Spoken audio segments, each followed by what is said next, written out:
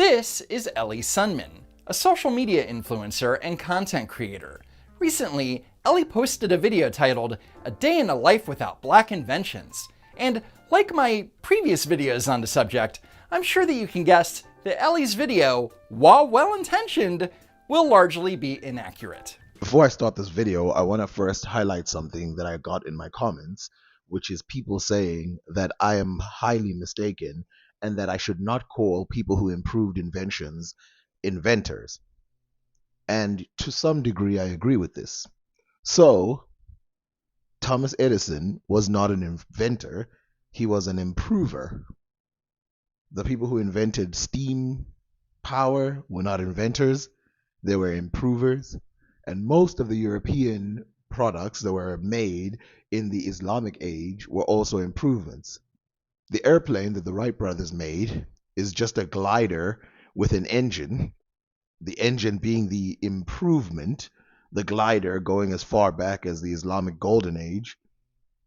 So the Wright brothers improved on the glider. I'd also like to say that the iPhone was an improvement on other phones, including smartphones. And since they didn't invent multi-touch technology first, they weren't the first out with it in the market, they merely improved on someone else's technology.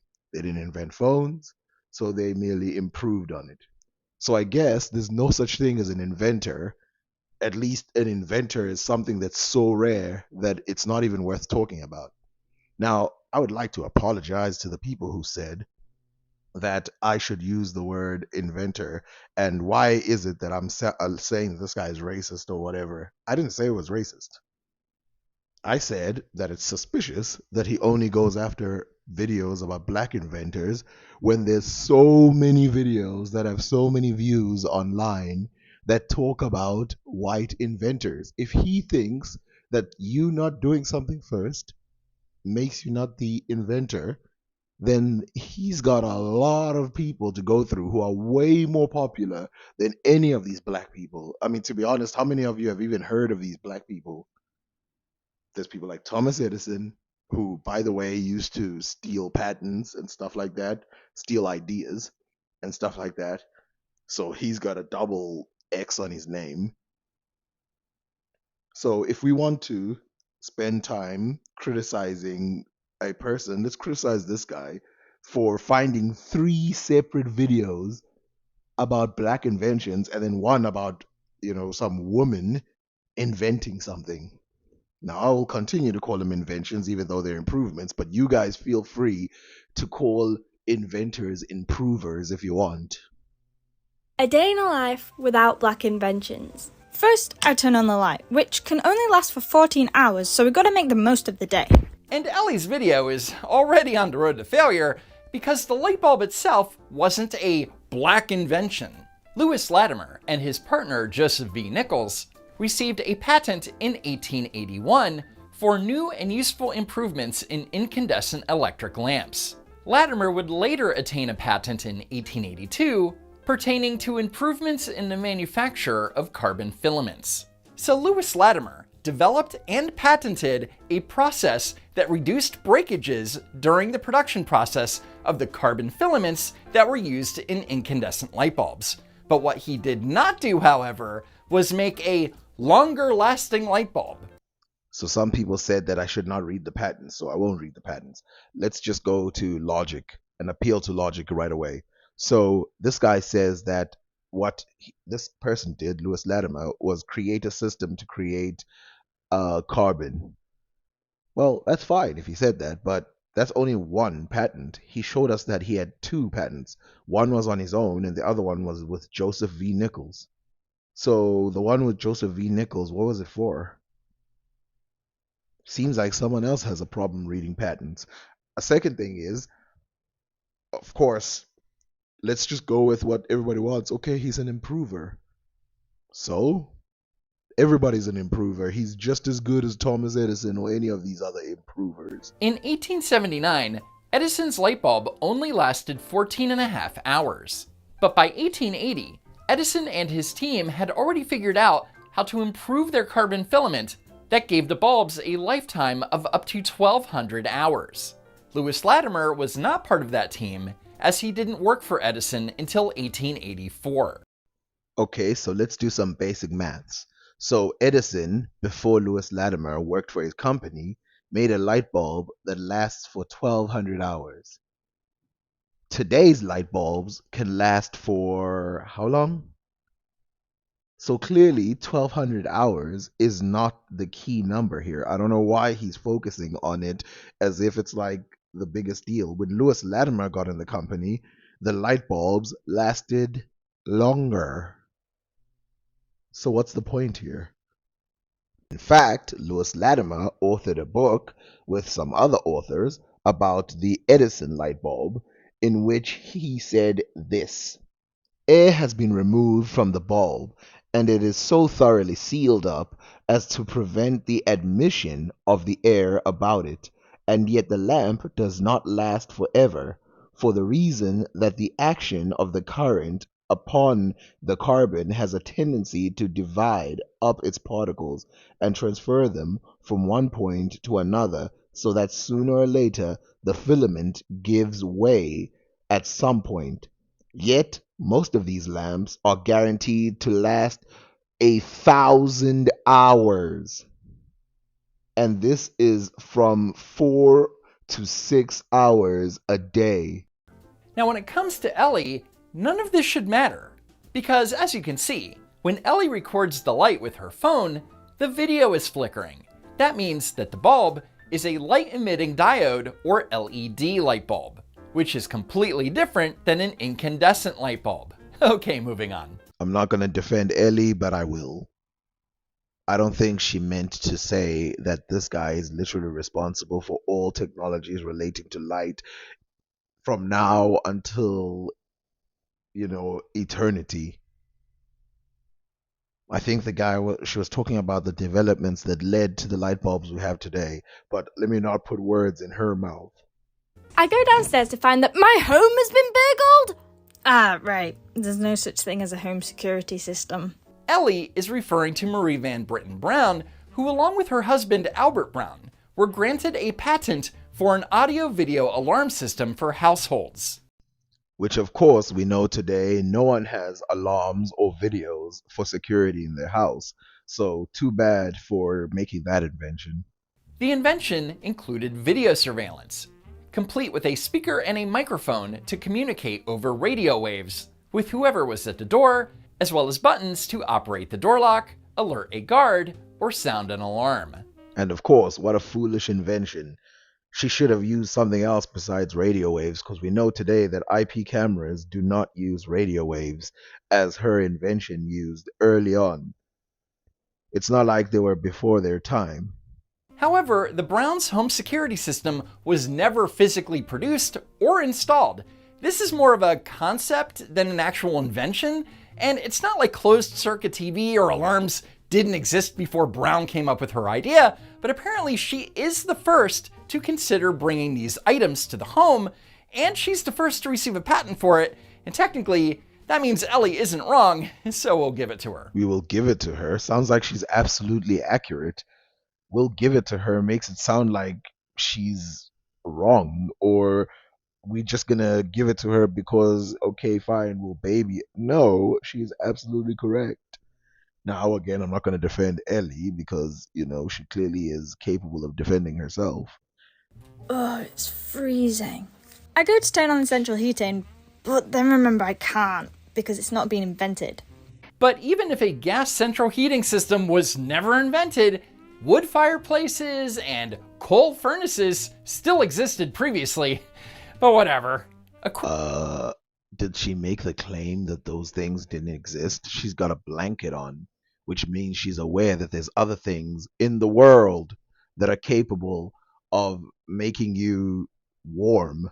According to MIT, Parker's patent was not the first for a gas furnace design, but it uniquely involved a multiple yet uniquely controlled burner system. And although her exact design was never implemented due to concerns with regulation of heat flow, her design was an important precursor to the modern heating zone system. Yes, it was imperfect, but her design was an invention nonetheless. I don't understand why he doesn't just say, okay, fine, she's right about this one, instead of doing this long agreeing with her by disagreeing with her. However, there's one small issue with Ellie's presentation. According to an investigation by Audrey Henderson for the Energy News Network, this photo is not Alice H. Parker. Henderson writes, "There doesn't even seem to be a verifiable photo of her. One widely distributed photo that accompanies several pieces about Parker is actually a white woman born 5 years after the patent was granted. So by posting a photo of a white woman, Ellie is contributing to Black erasure. And in the middle of Black History Month. Shameful." I don't know if he's serious or not, but that's a pretty big flaw in her video, and I'm glad he pointed it out.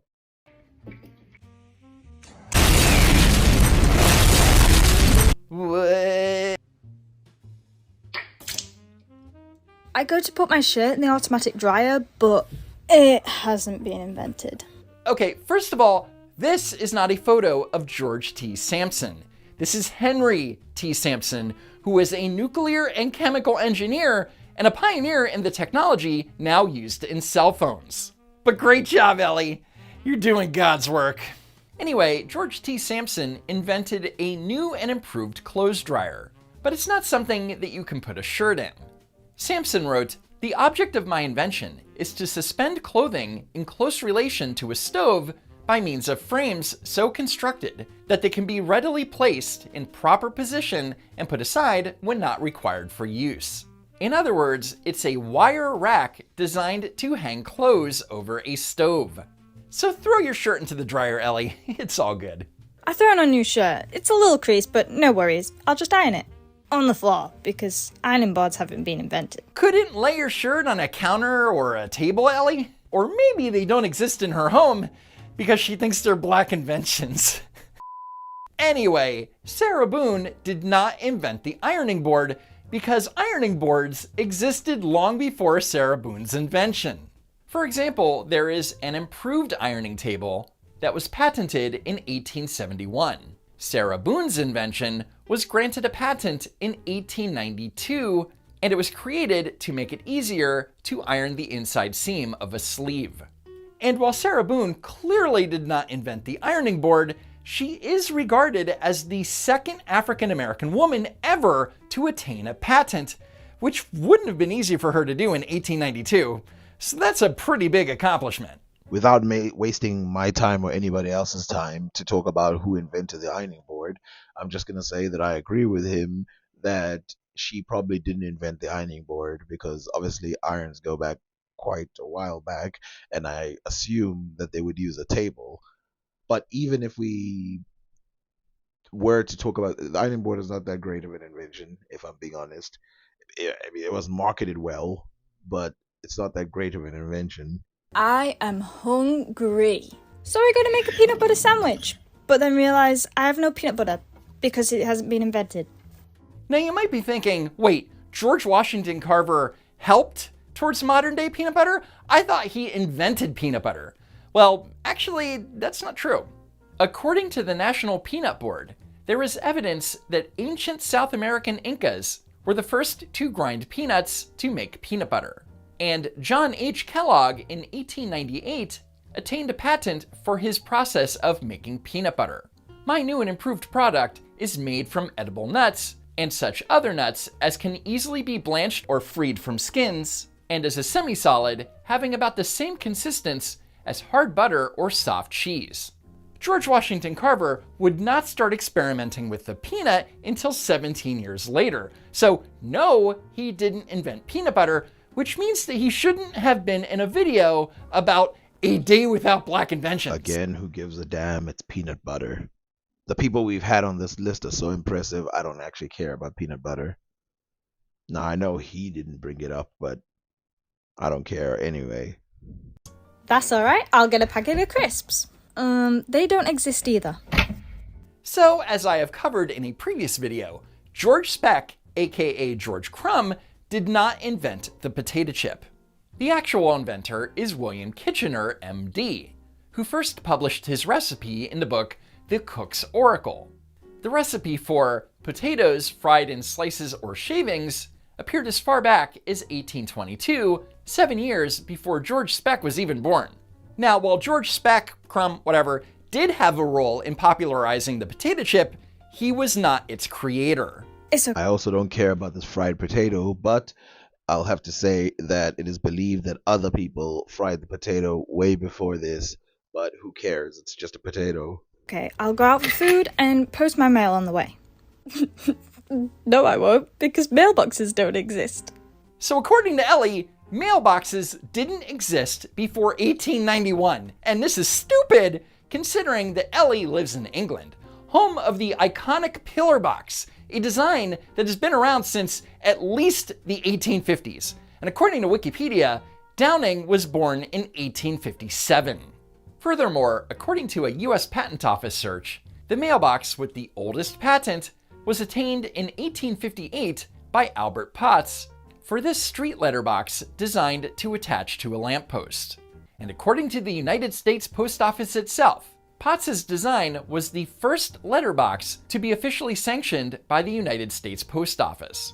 On March 9, 1858, Philadelphia merchant Albert Potts received a patent for a cast iron letterbox designed to fit over city lampposts. In July 1858, on behalf of the Post Office Department, Potts petitioned Philadelphia's City Council for permission to fasten his boxes to any of the public lampposts. So where does Philip Downing fit into all this? Well, he doesn't really. Downing attained a patent in 1891 for this letterbox design, which featured a lid that protected the inside of the box from the weather and when lifted would prevent tampering of the mail that had been dropped in the box. And before you think it, no, Downing was not the first to make a mailbox with an anti-tampering function, as many preceded his design, including this one from 1892. In other words, like dozens of inventors before him, Philip Downing designed a mailbox. But if you search on the internet, Black inventor Philip Downing is the reason for mailboxes. Black history fun fact: Philip B. Downing was also a man of many inventions and patents. His most popular invention was the street letterbox that is still widely used today. Philip Bell Downing, Black creativity seen in everyday objects. Black History Fun Fact Friday, Philip B. Downing and the first mailbox. Of course we know that he didn't invent the first mailbox, but don't tell that to Google.com. Because when you ask who invented the mailbox, Google will tell you that it was Philip Downing. People also ask who invented the mailbox and when. On October 27, 1891, Philip Bell Downing designed the mailbox that we all recognize today. And that's also incorrect. The original designer of those iconic blue mailboxes would be James Van Dorn and the Van Dorn Ironworks Company, who attained a patent for this design in 1906. And as you can see by the illustrated cross-section, this is clearly this. And I absolutely agree with everything he said, except one thing, when he called this black improver an inventor, because obviously he can't be an inventor since all he did was improve on things. So he's a black improver. Well, joke's on you, I didn't get a chance to seal my letters anyway. So Ellie's claim that no one's invented a way to seal an envelope is stupid, considering that wax had been used to seal envelopes for centuries prior. And for some reason, Ellie is showing an envelope that is sealed by glue, which is not even what Frank W. Leslie invented. No, not what he invented. What he improved. His design was a seal made up of two metal discs that would connect to each other, not the lickable envelope we know today. And this is easily one of the biggest issues with Ellie's video. She thinks that she's celebrating black inventors, but didn't take the time to see exactly what they supposedly invented. And the flaw with his video is that none of the people that he mentioned invented anything. They improved on a lot of things, maybe with the exception of that woman who made the home security system. What is that? Oh, it's just another car crash. Someone should really invent a system that prevents more of those. I've covered this in past videos, so I will make it short as to not be repetitive. Garrett Morgan invented this traffic signal that needed to be manually operated. It has two indicators, stop and go, which means it's not a three-way traffic light. In other words, Garrett Morgan invented this. He did not invent this. Again, I don't have to defend the Ellie girl, but I'll have to say it's interesting how he takes the sketch seriously when he wants to, and then not seriously when he wants to. Would this invention, be it not a 3 stoplight thing, would it not prevent car accidents? Did it not do that? Why doesn't he point out that, okay, fine, it would do that? Or does it only matter to point out the sketch when it seems... Never mind, I don't have to defend her. And I have to point out that Ellie's attention to detail leaves much to be desired. Because her blue shirt got wet, she replaced it with a yellow shirt, and now she's wearing the blue shirt again, which is also now dry. Or maybe she thinks continuity is a black invention and she's not allowed to use it, I don't know. I mean, I'm not one to talk, but it seems like her production value is a little higher than yours, and things like that can happen. But when you're just gonna stand in front of a wall and keep going back and forth with pictures, of course you're not gonna need to do stuff like that, but it happens. She's not presenting this to Harvard, so who cares if her shirt changed? But again, I shouldn't defend her, because some people are gonna accuse me of thinking that I like the person. Because last time when I just defended the BuzzFeed video, somehow I'm some BuzzFeed fan. It's so cold in here. Even my nose is dripping. Let me grab a tissue. Why are they on the floor? Oh, right. Tissue holders don't exist. Okay, first of all, Kleenex, the very first paper tissue, was originally, and still is, sold in boxes. So it's not like you'd ever buy them individually and then just dump them on the floor. Second, Kleenex boxes were designed to dispense tissues one at a time since at least 1930. So what about Mary Kenner's tissue holder / box, you ask? Well, it's not even a box, and it's not even for tissues. It was an attachment to improve a toilet paper holder. If Ellie took 5 minutes to look at Kenner's patent, maybe, just maybe, Ellie would have at least thought to herself that it was weird that tissue boxes didn't exist before 1982. Again, I agree with him on this one. A die. Let me watch some RuPaul's Drag Race. Oh wait, it's not a thing. Okay, first of all, no photographs of William Dorsey Swann exist. That's a drag performer named Mr. Brown. But great job, Ellie. But what she did get right is that he was the first. According to contemporaneous newspaper articles, William Dorsey was indeed identified as the Queen. So be proud, Black America. It's interesting how everything else he spends so much time pausing through the information and making sure that things are right and go in the right way. Why doesn't he point out that this is not really an invention? And also try to convince me in the comments that this "Be Proud, Black America" is not an underhanded comment. Anyway, it turns out that Ellie has been accused of stealing the day in the life concept from another content creator named Maya Eccles. Wait, so someone stole a black person's idea and made a video about black people's ideas? That's funny. Who hopefully did a better job than Ellie. Let's take a look. A day in the life without black inventions. So I wake up and I go to turn on my light, but let's keep in mind it only can be on for 14 and a half hours, so we gotta move quickly here. I get a little cold, so I go to turn on the heat, but then I remember that I cannot use the thermostat. Why not? Alice Parker didn't invent the thermostat. Never mind. So I go and brush my teeth, and then I make some iced coffee. Oh wait, I can't make iced coffee because there's no ice in the freezer. So Maya is saying that a man named John Standard invented the ice cube tray or something. Except his name is John Stannard, not Standard. In 1891, Stannard attained a patent for a new and improved refrigerator designed for better circulation of cold air from the ice chamber. So this wasn't a place to store ice for your enjoyment of drinks. And because this was not an electric refrigerator, that compartment was for a large block of ice the sole purpose of which was to keep the refrigerator cold.